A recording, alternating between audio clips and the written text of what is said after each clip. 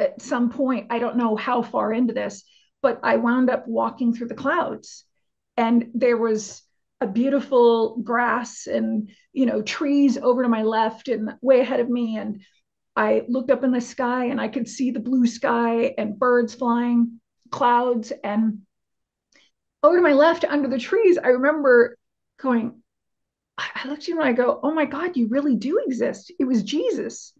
And all of a sudden, this old man to his left starts talking, and everybody starts listening to him. And I'm like, who is this guy? And I'm thinking, why are they listening to him? What is, I don't get it. What's so important here? And then he says, within like 5 minutes of sitting there, he said, and Megan will be going back to Earth. And in my head only, I thought, F. And Yeah. and he stops talking. He looks directly at me and he said, so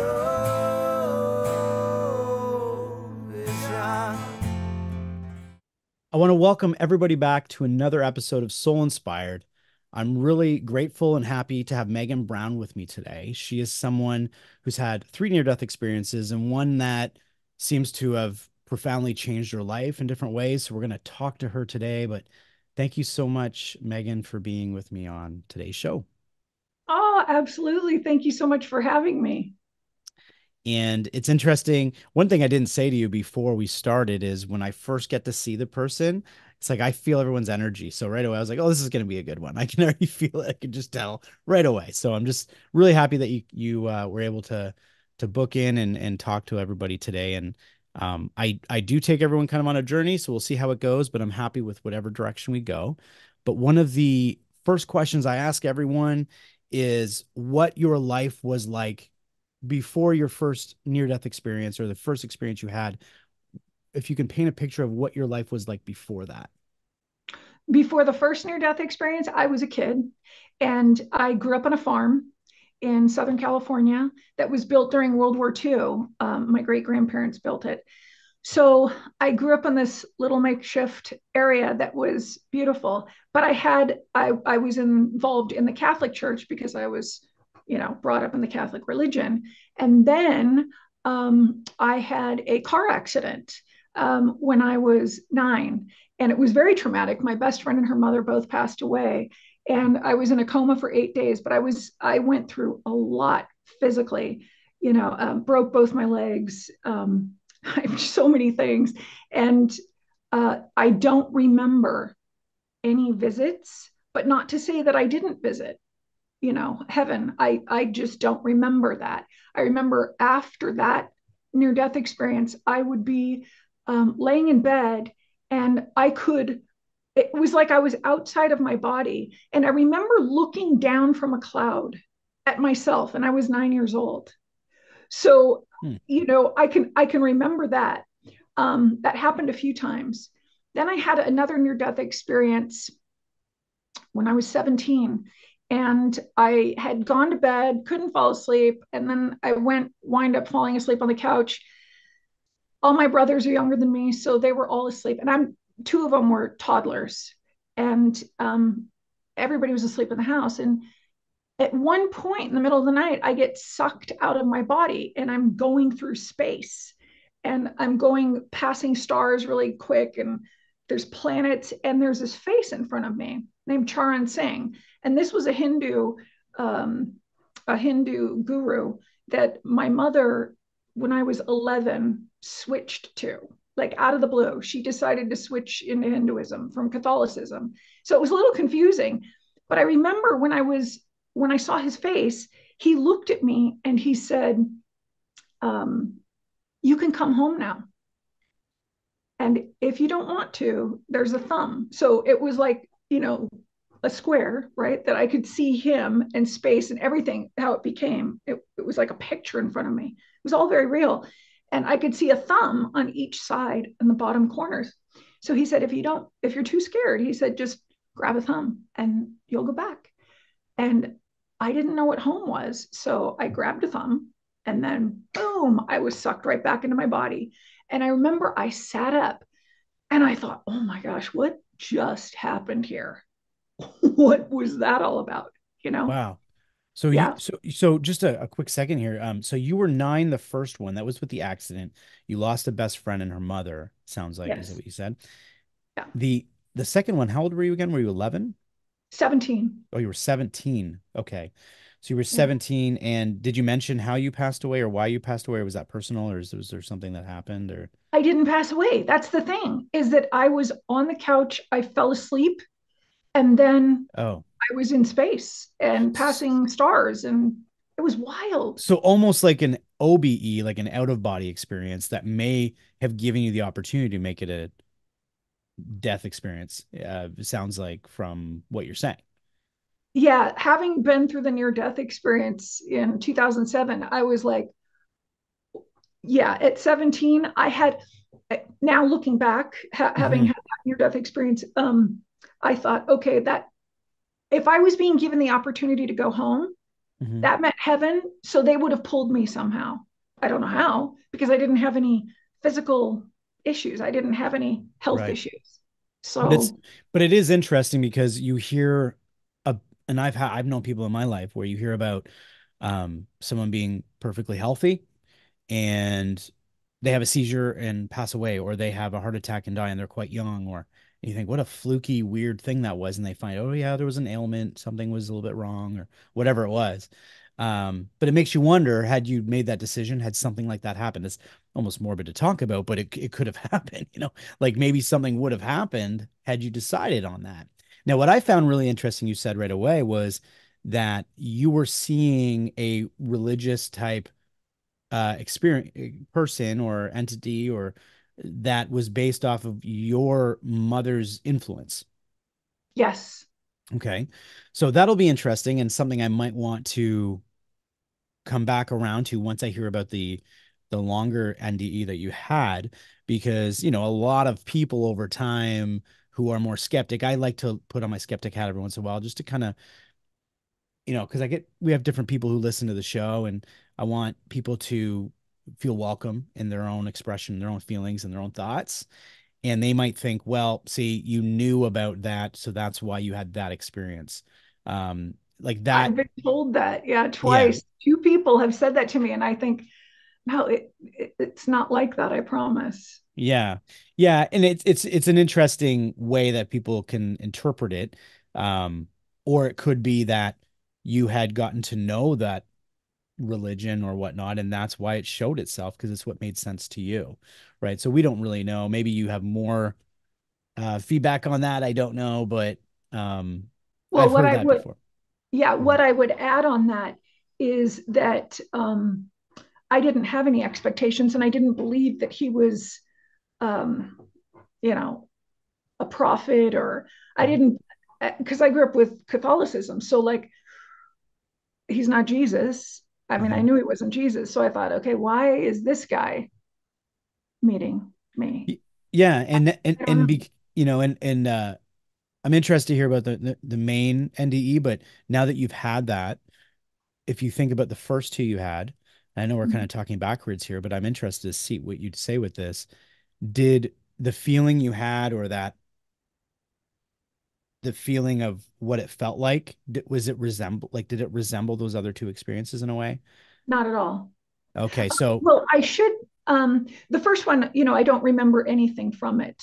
That one at 17, I remember I didn't feel anything from that either. I mean, come to think of it, but if I were to put a feeling to it, it would be when he said, "You can come home now." That would mean that it's love. mm, right. That's it would just mean that it's heaven. Now that Okay. I've been through the big near death experience in 2007, Okay.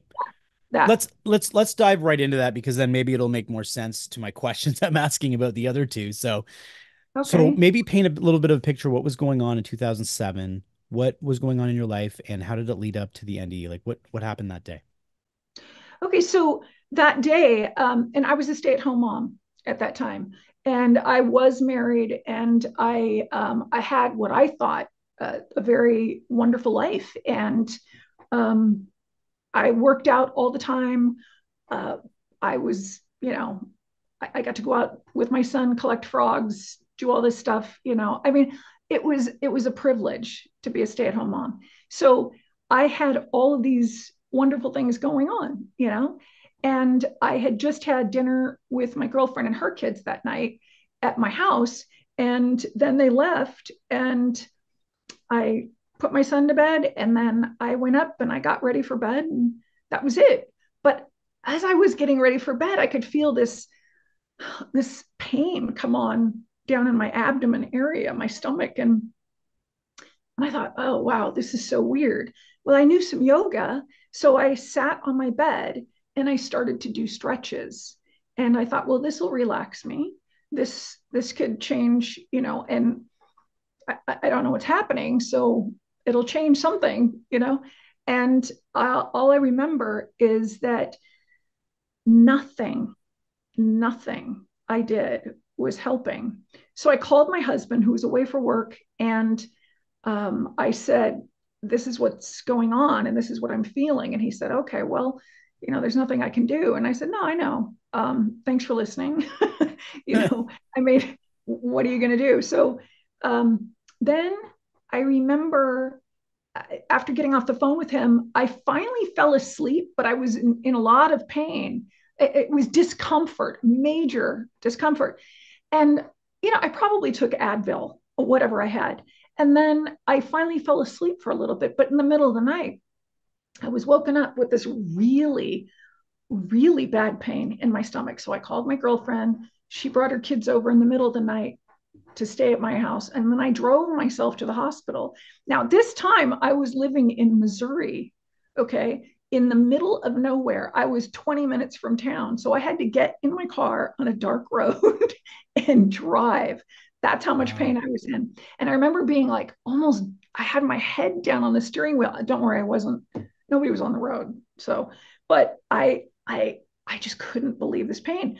Well, over a period of time, and it literally took a day, a day, full day to get any answers. And I they couldn't take me at this hospital because they didn't have an endocrinologist. They couldn't take x-rays. It was a smaller hospital. So they had me sent to another hospital. And that was 52 miles away. So by the time I got there, they figured out that it was C. diff colitis. So they, you know, gave me the medications to help with that. And what was happening was that the pain kept getting worse. And I remember I kept calling the nurses station and I kept explaining to these nurses, oh my God, the pain's just getting worse and worse and it's going into my back. And I'm describing this whole thing. And this hospitalist would come in. He only came in, I only remember him a couple of times, and then I got ignored. So Wow. I'd So be you're in the hospital at this time, is that right? When this was yes, happening? Okay. And you're on this new medication that's supposed to fix whatever's going on. I forget what you said it was called, but it's a C. diff colitis. colitis. And so you're taking the medication, you're trying to, and then now you're contacting the nurses and saying, no, like this is worse. It's getting worse. Okay. I just want to make sure. I didn't know if you'd been sent home or if they just figured it was nothing. Okay. So you're still at the hospital. Okay. Yeah. And the pain kept getting worse and worse and worse. So finally, at one point, I could feel I hadn't, my bladder, it was like I couldn't pee if I wanted to, and I had to. I remember Wow. this. And I remember going, oh my God, because of my car accident and the stuff that I went on with my car accident as a kid, I remember there was a roommate that I had who was also a kid, and she had to have a catheter put in, okay, in order to relieve her bladder. And I thought in that moment, oh my God, I need a catheter. So here I am. And then I was trying to move my feet and I couldn't move my feet and I couldn't move my legs. So I was becoming paralyzed, but I didn't know that it was going to Wow. keep on going and go up my body. So I called in another, finally, a nurse did come in because I wouldn't stop calling. I just kept calling. All I could think about in my mind was, oh my gosh, I have to be okay for my son. I have to be okay for my son. It was so difficult. And then this nurse came in who had apparently miscalculated the distension of my stomach in my favor. So he got a catheter for me. And I thought, okay, well, that's good. Okay, so that's out of control. That's good. So I keep trying to get a doctor. I keep trying to figure out, like, I'm asking him, why is the pain getting worse? So this hospitalist, same guy, walks in. I don't know how long I'd been laying there. And he said, I've given you 2 milligrams of morphine. I've upped it to 4 milligrams. We've dealt with the seat of colitis. It's done. I think you're a drug seeker. And I looked at him Wow. and I thought, oh my gosh. And for the first time, I heard a voice and it said, make a scene, make it big, or you won't make it out. And I had no idea who was saying what. All I know is that it wasn't the doctor who said it to me. So I thought, well, I'm in a Catholic hospital. I grew up Catholic. I know exactly what to say here to be offensive. And I did. And he didn't care that I told him I can't move my legs, and he didn't care. So I started rattling my bed. I mean, it was just a whole big scene that I So made. it was almost like a scene from The Exorcist, it sounds like. Well, more like terms of endearment. Oh, okay, So, okay, yeah, okay. I mean, Well, what she, I was thinking, how deep did you go here with the, like he did something that was dramatic, yeah, right? well, Yeah, not the Exorcist, but where terms of endearment, she did anything to raise her voice and get everybody's attention. right, So that's right. what I did. And finally, I looked at him and I said, "You're fired." And then he just stood there and he didn't move and he kept looking at me. And I thought, oh my Hmm. God, he doesn't believe me. He does not believe me. So I literally started screaming and doing whatever I could.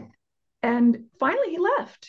And a nurse came in, a little, I mean, she could have been my daughter. So I looked at her and I said, oh my God, I'm in so much pain. She goes, I'm sorry. I said, get me another doctor. And she says, I'm sorry, ma'am. We don't have another doctor. That's it.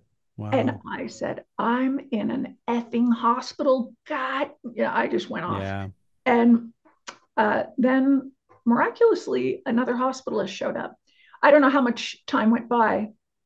Could have been an hour, could have been 2 hours, whatever. But this woman came in with the same nurse, this little nurse, and she looked at me and immediately knew what no one was telling me. I'd gained 43 pounds of fluid in 3 days and I turned gray.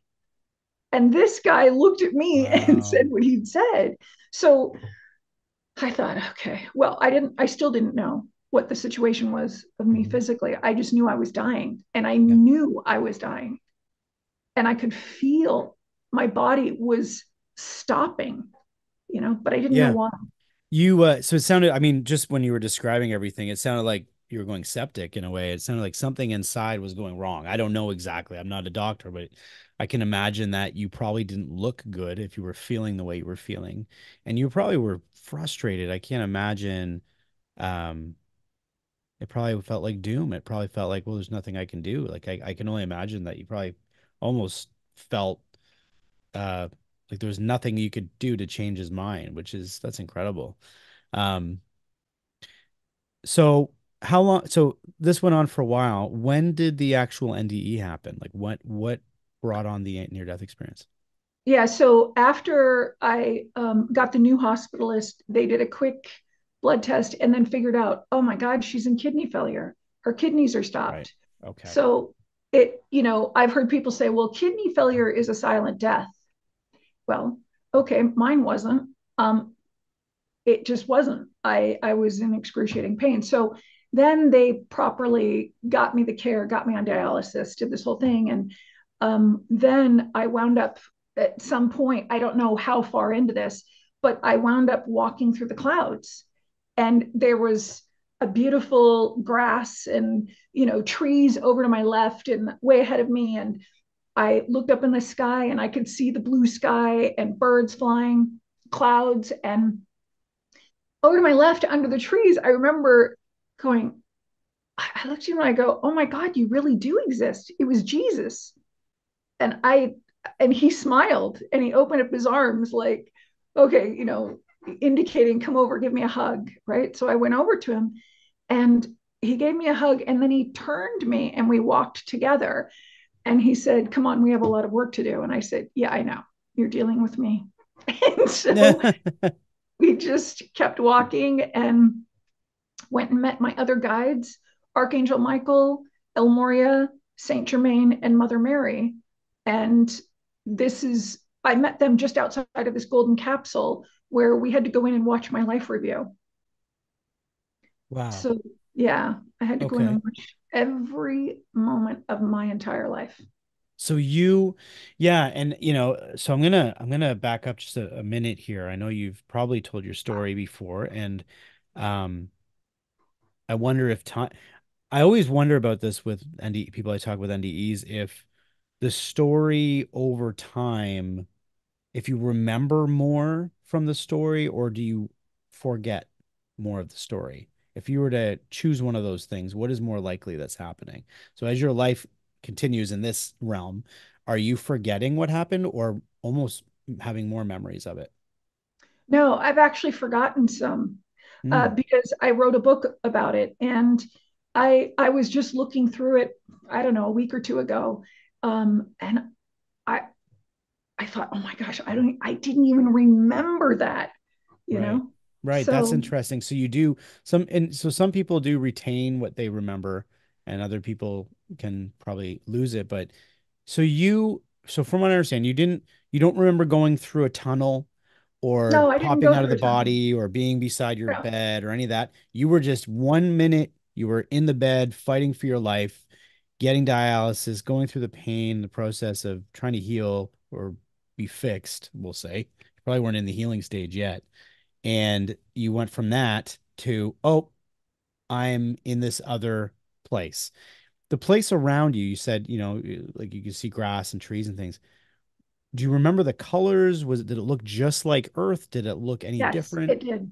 It looked just like Earth, but I remember that the colors were so vibrant that it was just, I don't know how to explain. It was clearer.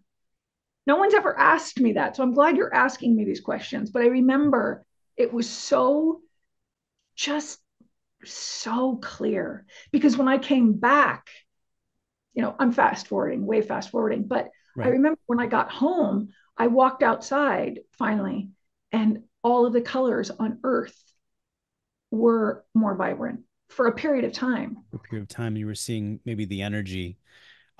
From what I've spoke with other people is, you know, maybe it's my own conclusion. I feel like sometimes I have to be careful what I say because I feel like I don't want to, I think it's my own opinion.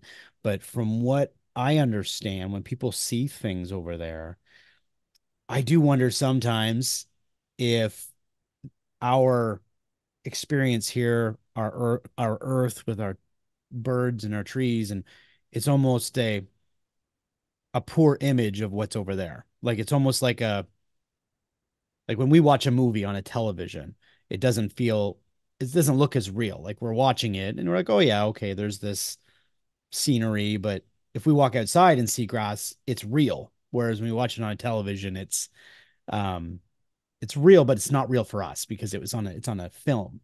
So sometimes I wonder if people feel that way, where they're over there, they see more, it's more vibrant, and then they come here and they go, okay, I can see how we brought that here, but it's not the same. But you're saying this is interesting. I've never had anyone say this, that you walked outside and you looked at our earth, your own environment, and you could see it more vividly than it actually is now, probably when you look outside. Yes. And so I think that you were likely, and I don't know, want to put words in your mouth, but maybe seeing the energy of those things. And maybe that was more vibrant than not seeing the energy. I don't know.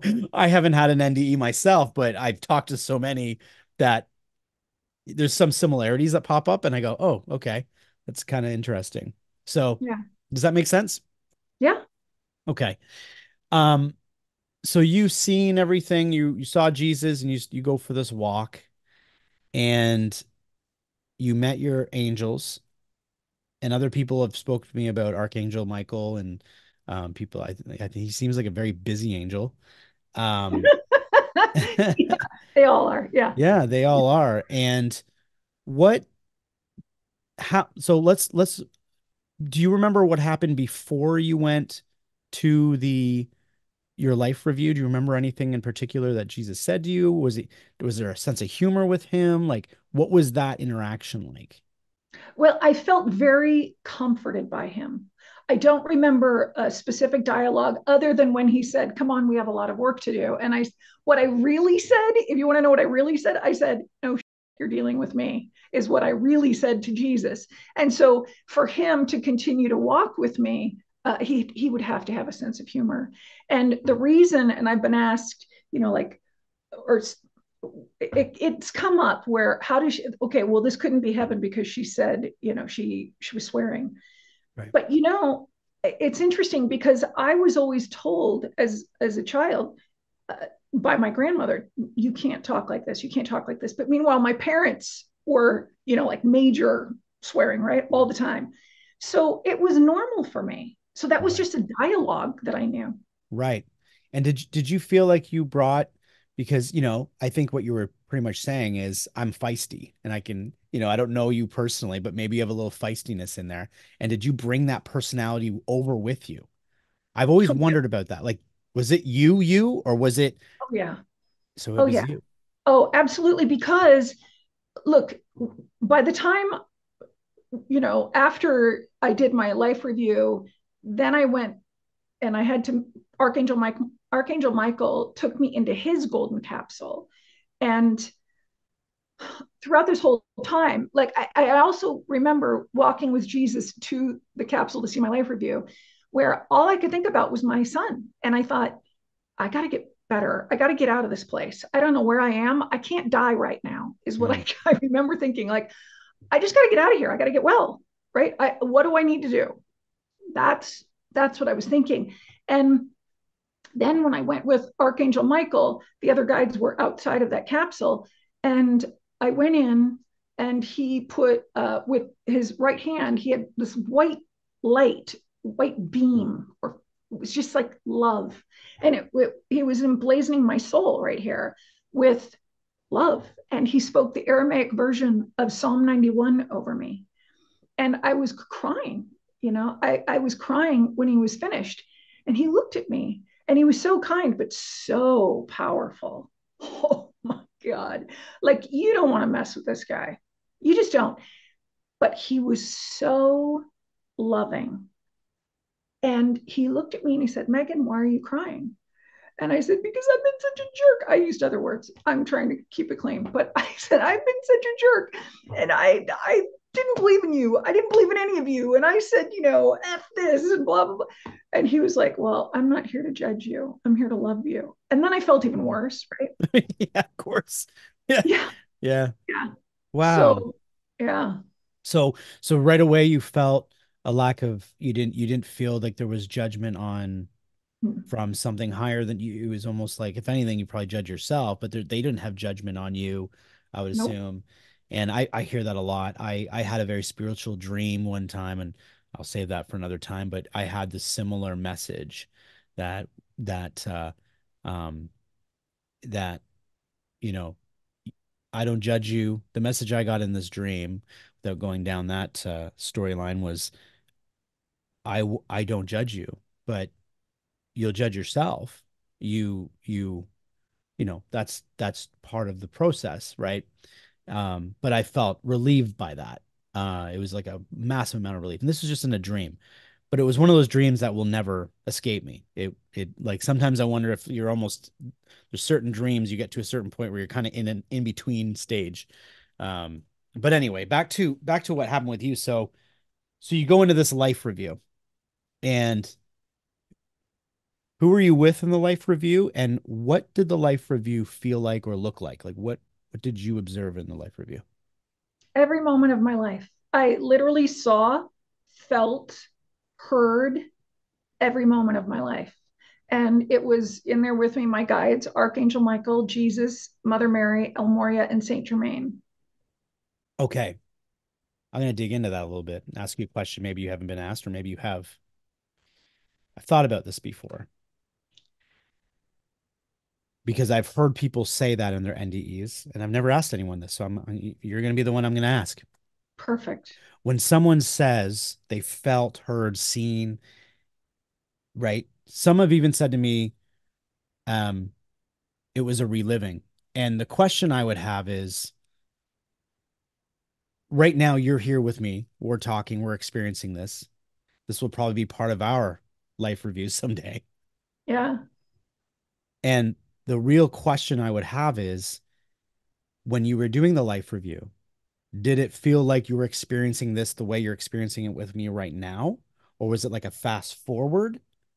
Like, do you actually go back? Can you go back and relive? Because time, this is where I think a lot of people get confused, because we're in time mode right now. You know, it's whatever time it is, and there goes in seconds and minutes, and we're in law with that here. Did there did you feel time, or was it just the same feeling you're getting right now in this existence, but without the time? Yeah, there was no time. There is no time. And as a matter of fact, it's much faster speed there. It's a much faster, by like the energy is so fast there. It's like the whole experience is on fast forward, but you still feel like how we are right now. So it's like, for instance, getting in a plane and you're going 500 or, however many hundreds of miles an hour, 200 miles an hour, whatever it is. And so you're going 200 miles an hour in the air, but you don't feel like you're going 200 miles an hour because everything, 10,000 feet below, 11,000 feet below looks like it's kind of going kind of slow, right? Wow. Or 30,000 feet below, it's going kind of slow, but really Right. you're just flying by. So Okay. that's, I would kind of, I guess that's a similarity I would kind of Hmm. describe it as. So Yeah. Yeah. Do you sometimes feel also, with a question like I just gave, it's probably hard to use human terms to express the way it feels, or to express how it is? Or do you feel like you just expressed that correctly? Because the reason I'm asking is this. I've always thought about when people have their review, if it feels like they can go back and relive that life. Like, I want to go and experience that time when Tommy threw a baseball bat at me, and I had to I went up and punched him in the nose, and I felt bad about it. I want to go experience that moment again. I'm making up a story, but I want to experience that again, or I'm seeing that in this review. Did it feel the same way it does here when that actually happens? Because we're restricted with time. And see, this is where I get, because I've never had an NDE, and I've talked to people who are skeptic, I've talked to people who aren't skeptic, trying to understand the whole process. I think that's where some people get a little bit confused, because we're restricted to time here. And when people have these out of body experiences and NDEs, time, they say time doesn't exist. Well, just those three words can completely throw some people's ideologies right out the window. Like, what does that even mean? So sometimes maybe you're expressing it the way you feel, but the listener sometimes, I think, probably is confused by it, because I know I get confused by it. So I'm trying to understand it. okay, so think of it like, well, there are two things that popped into my head as you were talking. Three. One is that the kid who hit you with the bat on Earth, you're going to see it again without a doubt. It's in your life review. It happened to you. But what you're also going to hear is what that kid was thinking when he hit you. Then you're going Mm, to relive what it was that you felt emotionally and what you were thinking in that moment and what you saw through your eyes wow. and your feelings. You're going to feel it again. That's, I believe me, I felt my car accident again. I Hmm. felt a lot of things again. So it was very rough. The other thing that it was interesting how you reworded that. So I was trying to think, okay, well, how would I better describe this? And that would be, um, gosh, I should have said this one first. Okay, I'll go to the other one that I was thinking. So, there's the technology that while you're on a plane, using a plane as an example again, while you're on a plane, you can actually make a phone call. Okay. Hmm. You can make a phone call, but you need a special, I know somebody who did this years ago. You need a special type of technology for that. Okay. Hmm. But it can be done. It's not common, but it can be done. And you can call Earth, right? So, I mean, pilots do it all the time. I guess that would be like a simple no brainer, but people can have phones. So, heaven is like, it's like everything is normal time. In other words, you don't feel that it's fast. Okay. You can't feel the speed that you're going because it's normalized. You're in a normalized environment. Everybody's going that speed, right? Okay. Okay. Um, and it's almost like, how do I describe this? Okay, so everybody's going that speed, and there's no thought about, well, I've only got 10 minutes to do this, and I've got this, and I've got this, and oh, and I have to make it over here because heaven's got it covered. They just they'll just roll it out, and she'll experience this. She'll decide how she responds. God knows what's going to happen, right? You don't when you go in. So I don't Yeah. know. Maybe I fumbled through that. I'm No, sorry. I think I was feeling it. I was feeling it. It's a bit of a feeling I'm trying to get from it. Um, Again, I do find experiencers, uh, when I'm talking to them, I can see it in their face how much they understand it. But the non-experiencer can feel confused a little bit. And it's because you've had the experience and it's fine. I'm still trying to break it down and understand it. Um, but I understand what you're saying. You said like time there is it's not time, it's everyone's flowing in the same flow. Like, but you and I are flowing right now. Yeah. We're in the same zone, but we're restricted by like time. We know what time it is. We know when it gets late and we have to get up and go to sleep and work in the morning. Like those types of things are in our thoughts, our patterns. But you're saying over there, it's the same feeling that they're in a flow, but there is no time. So, No, and you're also not, I'm sorry to interrupt, you're mhm. also not bogged down by being human. You look human there, but you're not now in a position physically where you feel the effects of not getting sleep or being upset, and then it just drains you for the rest of the day. It doesn't work like that. Right. It's like, okay, we're going to help you through this. Yeah. And you're in a spirit And body, and from what I've been told, this is, and I've had other people say when, they're greeted by loved ones, they show up in these, you know, they're 30 or 40 years old, they're in their prime or whatever it is, they're looking like they felt great. And so I've always thought to myself, well, maybe you get to decide all that. It's completely different from here. I don't know. But did you feel like you were the same age, or what did you feel like when you did it feel different there? Or? oh yeah, I was 30, and I remember I thought, well, this is great. I mean, I wasn't far from it when it happened, but Right. I mean, I thought, well, okay, now everybody's um, looking around 30, except children. I don't understand the children. I don't understand if it's when they do they grow into an adult while they're there in heaven? I'm not, I'm not clear on that because Right. I couldn't remember. I mean, I saw children when I was in heaven, Okay. but I don't know how to answer that. But I do know that, for instance, running into Freddie Mercury in heaven, and here he is, he was 45 when he passed away from Earth, but here he was looking like he was 30. Oh, wow. You ran into Freddie Mercury. That's really Oh, I'm a yeah, I got musician lots of myself, stories so for you. that's really cool. Yeah. Okay, well, let's move into a little bit of that. So you do the life review, you have your experience, and I don't know whether you felt good about who you were. Yeah. I don't know if you want to talk about that, or if you want to, what happened after that? Like how did this progress? I'll let you talk a little bit and tell us a little bit more about your experience. Okay. So after Archangel Michael was done with me, he said, come on, there are others who want to meet you. God wants to meet you. And I looked at him like, you've got to be kidding.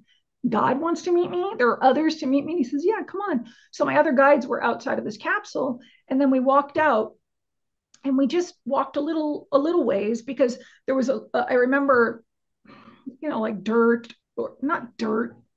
was like a walk. There was a walkway, okay, but I remember like landscaped area, right? And there was a little bridge that we had to walk over, and there was this big white temple in front of us, and there was a big giant dome in the top of the temple, and there were two decks that came out on each side of the door that I entered, which was like 10 feet tall. It was huge. And Jesus went up and opened the door, and my guides went in before me, and then I went in, and then Jesus came in behind me. But I gotta say, this is where the time will make this might make sense. So up until that moment, before I walked into this temple, I was still thinking, all right, I don't know what's happening here, but I've got to get back to Earth. I've got to go back to my son. What do I need to do? What do I need to, get done here? But all of a sudden, I got hit with this wave.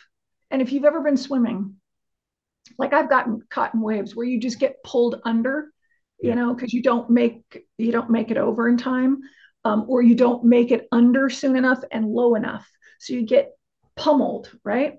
Like an So undertow. Like an like an undertow. undertow, yeah, Okay. yeah, and it pummels you. Okay, well, it was like that, but it was all love.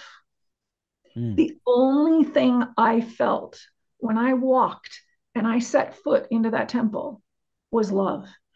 And that's what neutralizes what we know as being the human body, because I was still in my human body. And there were so many archangels in there with wings, but they had human looking bodies. And there were all of these ascended masters and saints. And so Jesus, it's like I floated in. I couldn't believe, and I didn't feel worthy to feel this type of love because I'd never felt that before. Mm. I'd never felt that before. And I'd never felt love really. I mean, I did, you know, from, some, but I didn't have a very, my parents were not, they were what they were, it was part of this life. So whatever. But I sat down, and then Jesus sat to my left. And all of a sudden, this old man to his left starts talking, and everybody starts listening to him.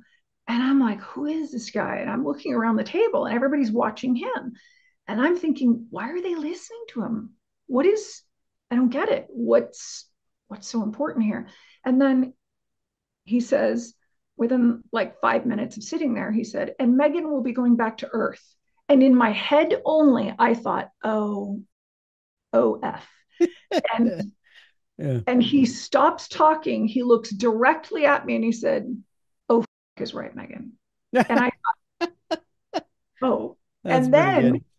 all of a sudden I had like flashbacks to my catechism classes, when I was 5 years old, and they'd said, God can hear your thoughts. And I never believed it. For Right. some reason, I just didn't believe. How could anybody Mhm. hear my thoughts? No, no, no, no. Even as Yeah. a kid, I didn't That's a believe that. scary that's a scary thought to Well, think, I know we have yeah, to come to terms with that. Yeah. yeah. Wow. So there he was calling me out. And I thought, that was a bad move on my part. I didn't know this was God, right? So I looked at him and I was fumbling in my dialogue with him, trying to apologize profusely. I'm sitting there, Your Holiness. I remember calling him Your Holiness and God, and he was very calm, and he wasn't upset at all. And he looked at me and he said, "It's a man-made word. I'm not offended." And I thought, Right. oh, well, thank God, like Thank literally, God. Yeah. It you almost know, seems like they see it as expression. Like our yeah, express, that's how we express our passion, our expression. That's how it comes out. We created the word, yeah, and he's acknowledging your expression of, oh no, but in a different way. right, And he's saying, oh yeah, oh no is right. You're going back. Wow. yeah, So they acknowledge you're going back. Um, and you know what? I usually wait till the end of an interview like this to ask this question. I'm going to ask it right now. In that moment, in all these moments, while you're there, Did it feel as real as here? Oh, yes. Oh, absolutely. As a matter of fact, it's even more real there than it is. At, okay. What I mean by that, and I'll finish my thought, it's more real there than it is here. Okay. What I mean by that is that the experiences and the situations and circumstances that we become involved in this life. Hmm. Okay. Think of like, like perhaps the worst thing that ever happened to you. Okay. Okay. Think of the worst thing that ever happened to you. I can think of a couple, I can think of a few. few. Yeah. Yeah. Yeah. So I can think of some things. And to hear and know and understand finally, it took me a little bit in heaven to finally grasp what this meant, but that every single circumstance was designed by love because you and I have reincarnated, or we wouldn't be here, or this is our first time in. This is not my first time. Oh, I've been Yeah. here many times. Mine either. I've said this before. I've known that since I was a child. I could feel it. I Yeah, could be like, oh, I'm back. I'd had moments like that. I'd watch kids fighting and think, oh, not this again. Like those types of feelings where you go, what? What does that mean? Just always felt different that way. But I understand. Um, so you're saying it felt everything is from a place of love, even our yes, worst experiences we have. yes. And how does that relate to it feeling more real there? Because there is an understanding there, the veil of what we have been programmed to believe and were raised with believing Mm. is removed. Hey, everybody. Hopefully, you enjoyed that first episode with Megan Brown, talking about her near death experience and her spiritual experience. If you want to find out more, there is going to be a second part to this coming out very soon, and we dig deeper into her near death experience and what it was like transitioning back into her life once she came back from her NDE. So, until next time, please like, share, and subscribe. Thank you so much for everybody who's been watching the shows and sharing them. It really means a lot. And we will see you next time on the next soul inspired episode.